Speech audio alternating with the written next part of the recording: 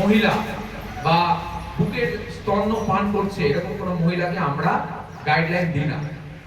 ওকে, pregnant থাকলে বা স্তন্য পান করছে এরকম মা যদি থাকে তাদের আমরা গাইডলাইন দিই না। কেন? কারণ তার একটা স্পেশাল টেক কেয়ার দরকার হয়। তার জন্য আমার লটস অফ প্রবলেম বা শারীরিক কষ্ট হতো, যেমন কি গ্যাস অ্যাসিডিটি হতো, মাথায় যন্ত্রণা করতো, কোমরে ব্যথা হতো, কোনো কাজে এনার্জি পেতাম না। ফার্স্ট অফ অল এনার্জি ছিল না, আমার স্কিন খারাপ হতে চলেছিল, আমার হেয়ার ফল হতো, চুল পড়ে যাচ্ছিল। এমতো অবস্থায় আরো শারীরিক কষ্ট। কিন্তু আপনার শরীরে ফ্যাট কতটি আছে ওটা জানা নেই, কারণ জানতে পারি। আচ্ছা, আপনার এই ওয়েট বেশি থাকার জন্য কি কি অসুবিধা হচ্ছে?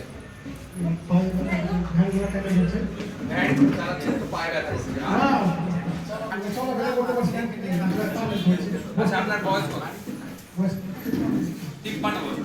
তো আপনি কি কোনোদিনই এই ভুঁড়ি কমাতে চেষ্টা করেননি? কিন্তু হচ্ছে না, এটাই হচ্ছে আসল সমস্যা। মানে